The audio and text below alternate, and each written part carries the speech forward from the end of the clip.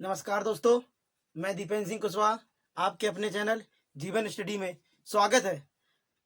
तो आज इतिहास की एक नई श्रृंखला, उसी में सिंधु घाटी सभ्यता। हम लोगों ने इससे पहले पाषाण काल का टॉपिक पूरा पढ़ लिया, कंप्लीट हो गया पूरा। उसमें से हमने पाषाण काल किस तरह से खोज हुई, किस तरह से कौन कौन से अवशेष मिले, कहाँ से मिले, नव पाषाण काल क्या था, मध्य पाषाण काल क्या था, पुरा पाषाण काल क्या था और ताम्र पाषाण काल क्या था, इन सब की हम चर्चा कर चुके हैं। आज जो नया टॉपिक है वो एक सिंधु घाटी सभ्यता का आज स्टार्ट होने जा रहा है। तो सिंधु घाटी सभ्यता क्या है, कैसी है, इसके बारे में हम चर्चा करेंगे। तो जिन लोगों ने वीडियो को लाइक नहीं किया है तो पहले वीडियो को लाइक कर दें, चैनल को सब्सक्राइब कर दें और बेल आइकन को जरूर दबाएं, जिससे आपको समय समय पर नोटिफिकेशन जरूर मिल सके। और दूसरी बात, सभी लोग वीडियो को पूरा नोट डाउन करने की कोशिश किया करें, जिससे आप एक प्रॉपर नोट्स बना सकें। हम बार बार वही बात कहते हैं, जिससे आप पेपर के समय आप रिवीजन का इन नोटों का उपयोग कर सकें। रिवीजन के दौरान इन नोटों का क्या कर सकें, आप उपयोग कर सकें, जो नोट्स आपने बनाए हुए हैं, जिससे आप बार बार वीडियो नहीं देख पाएंगे। क्योंकि जब एग्जाम होता है तो वीडियो नहीं देख पाते, फिर आप अपने नोट्सों को ही खबियाते हैं। तो याद रखने, इसे नोट्स बनाना बहुत जरूरी है और अपने हैंड राइटिंग से। ठीक है, तो हम लोग बात करते हैं आज सिंधु घाटी सभ्यता की। तो सिंधु घाटी सभ्यता का अवशेष कैसे मिला, किस तरह से खोज हुई, ये सिंधु घाटी सभ्यता क्यों कहलाई, हम इसकी चर्चा करेंगे।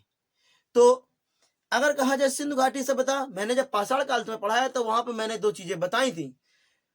हमारे देश में 1826 में जॉन चार्ल्स मेसन द्वारा 1826 में चार्ल्स मेसन द्वारा क्या किया गया, सबसे पहले एक बात कही गई कि यहाँ पे कोई ऐसी सभ्यता रही होगी जो इससे आज से लाखों अरबों साल पहले हुई होगी, जो यहाँ निवास करती होगी। ये बात किसने कही, सबसे पहले उल्लेख किया था तो चार्ल्स मेसन ने किया था। इसका उल्लेख कब किया था, 1826 में। लेकिन उस बात को किसी ने ज्यादा तजुर्बो नहीं दी, उस बात किसी बात लोगों ने ज्यादा नहीं माना। लेकिन इस बात को कब माना गया, जब कराची से लाहौर के बीच में रेल लाइन बिछाई जा रही थी लॉर्ड डलहौजी के शासनकाल में 1853 में। तो 1853 में जब बिछाई जा रही थी, उसी दौरान कुछ ऐसे अजीबोगरीब आभूषण मिले, अजीबोगरीब आकृतियों के बर्तन मिले। तो इससे देखा गया कि ये किस है, ये कैसे हैं। तो उस समय कब, तो याद रखना 1863 से लेकर 1853 से लेकर 56 के बीच में, 1853 से लेकर 56 के बीच में लाहौर से कराची से लाहौर के बीच में रेलवे लाइन बिछाई जा रही थी। उस दौरान कौन कौन उन दोनों का नेतृत्व कर रहे थे, तो उस समय थे कनिंघम और बर्टन बंधु थे। याद रखना, कनिंघम और बर्टन बंधु थे, दो लोग थे। ये लोग उसका नेतृत्व कर रहे थे जब वहां खुदाई हो रही थी। तो इन्हें मजदूरों ने दिखाया कि ये क्या है। तो कनिंघम ने उन बर्तनों को या उन आकृतियों को, विभिन्न प्रकार के जो अवशेष मिले, उन अवशेषों को ब्रिटेन में भेजा और वहां पर देखा गया, जब पहचाना गया कि ये 2500 साल वर्ष पुराने हैं, तो इस चीज को देखते हुए तब एक विभाग बनाया गया। तो याद रखना, भारतीय पुरातत्व विभाग के अगर कहा जाए जनकदाता कौन है, तो बाद में कनिंघम को ही बनाया गया। तो भारतीय पुरातत्व विभाग जनकदाता किसने भारतीय पुरातत्व विभाग बनाया, तो अलेक्जेंडर कनिंघम ने बनाया। और इन्हें बाद में ही, इसीलिए इन्हें प्रथम महानिदेशक कहा जाता है इसका। तो प्रथम महानिदेशक कौन बने, भारतीय पुरातत्व विभाग के कनिंघम बने, अलेक्जेंडर कनिंघम बने। कब बने, 1861 में बने थे। अगर हम अगली बात करें तो इसके बाद में ऐसी आगे होता गया, खोज होती गई। इसके बाद में भारतीय पुरातत्व विभाग 1906, भारतीय पुरातत्व विभाग 1906 में एक नए अध्यक्ष बने, जिनका नाम आता है जॉन मार्शल बने। और उस समय अगर कहा जाए भारतीय वायसराय कौन थे, तो कर्जन थे। और जब रेलवे बिछाई जा रही थी तो डलहौजी थे। दोनों में ध्यान देना है। तो कर्जन थे उस समय। कर्जन ने क्या किया, और कर्जन के नेतृत्व में इस विभाग के एक नए अध्यक्ष के रूप में आए जॉन मार्शल। इन्हीं जॉन मार्शल के नेतृत्व में इन स्थलों की खुदाई होना शुरू हुई। तो 1921 में इन्हीं की अध्यक्षता में जॉन मार्शल की अध्यक्षता में 1921 में, जॉन मार्शल की अध्यक्षता 1921 में क्या हुआ, खुदाई होना शुरू हो गई। किसके नेतृत्व में, तो याद रखना दयाराम साहिनी, दयाराम साहिनी को स्थान दिया गया हड़प्पा वाला क्षेत्र जो खोजा गया इन्होंने, और राखल दास बनर्जी को दिया गया मोहनजोदड़ो वाला स्थान। ये नाम बाद में आए, जब दिया गया तब नहीं था। इसका मतलब 1921 में स्थान दिया गया और उस स्थान की खोज करते हुए दयाराम साहिनी ने हड़प्पा नाम रखा गया। और इसी तरह से 1922 में एक नया स्थान खोजा गया जिसका नाम आया मोहनजोदड़ो।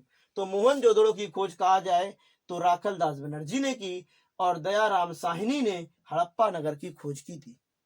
इस तरह से हड़प्पा और मोहनजोदड़ो आया। अभी हम बात करेंगे अगले वीडियो में कौन सा नगर किस नदी के किनारे स्थित है, और बाकायदा मैप में हम लोग देखेंगे उसको कौन सा किस नदी के किनारे स्थित है अगले वीडियो में। तो हम आगे और बात कर लेते हैं, थोड़ी बहुत बची हुई है। तो उसमें है सिंधु सभ्यता का नामकरण। सिंधु सभ्यता के कई नामों से जाना जाती है सिंधु सभ्यता।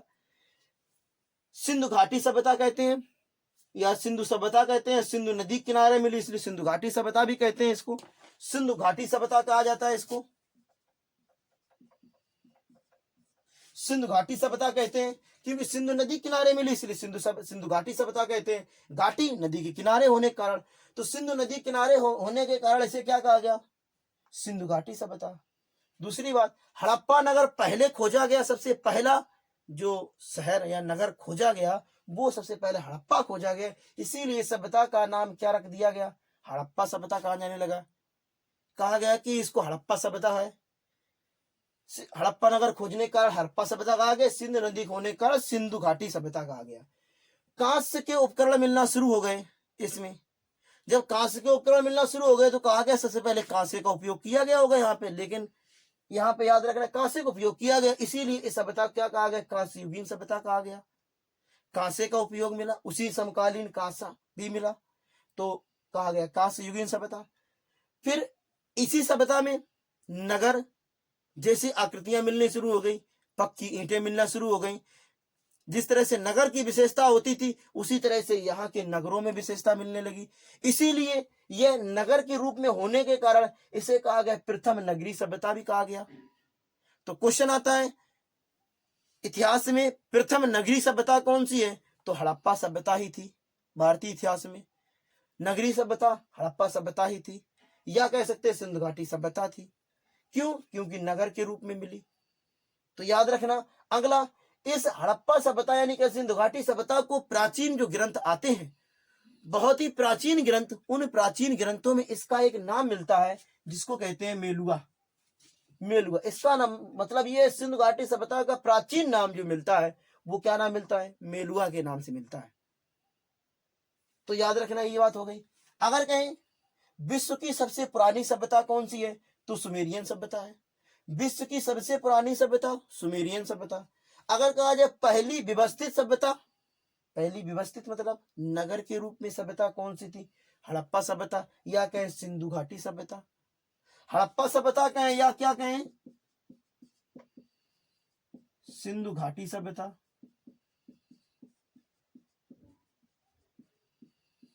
हड़प्पा सभ्यता कहें, सिंधु घाटी सभ्यता कहें।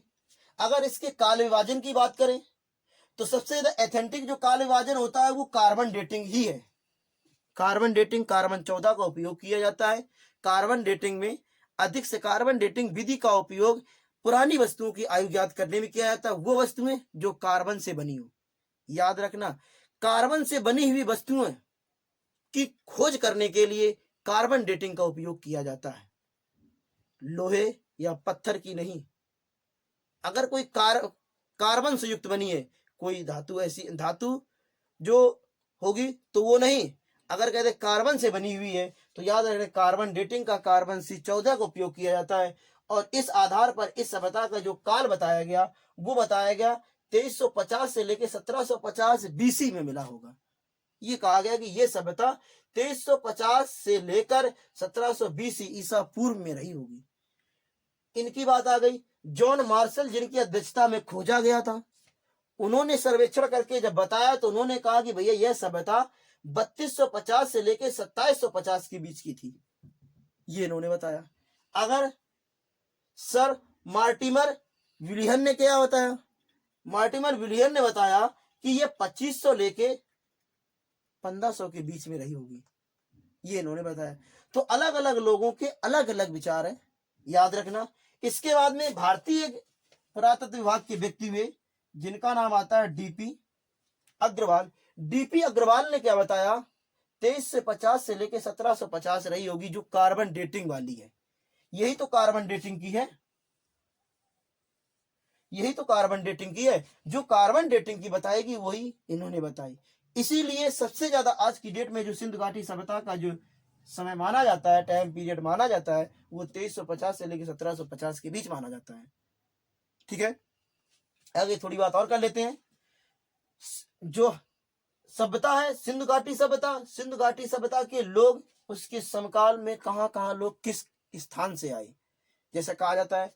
तो कहा जाता है सिंधु क्षेत्र में आने वाली जो प्रथम जाति थी सिंधु घाटी सभ्यता में, या सिंधु नदी के किनारे आने वाली पहली जाति थी, उस जाति का नाम क्या है, तो याद रखना उस जाति को कहते हैं प्रोटो ऑस्ट्रोलाइट।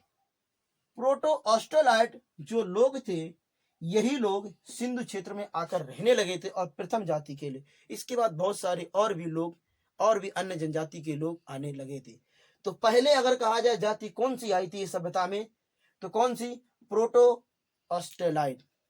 अगली बात करें, इसके बाद में दक्षिण भारत में आकर कुछ लोग बस गए थे, वो कहां से आए थे, वो आए थे भूमध्य सागर क्षेत्र से।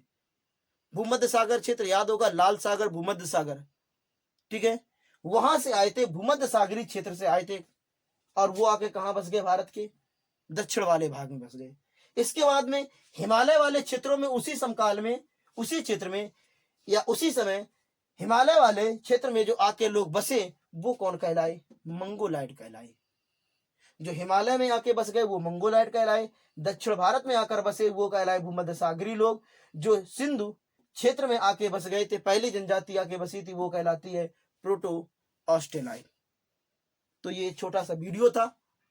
अगर वीडियो अच्छा लगा हो तो जरूर लाइक कर देना और शेयर जरूर कर देना, और अगर अच्छा ही अच्छा लगा हो तो चैनल को जरूर सब्सक्राइब कर देना और बेल आइकन को जरूर दबाना, जिससे आपको समय समय पर नोटिफिकेशन मिल सके।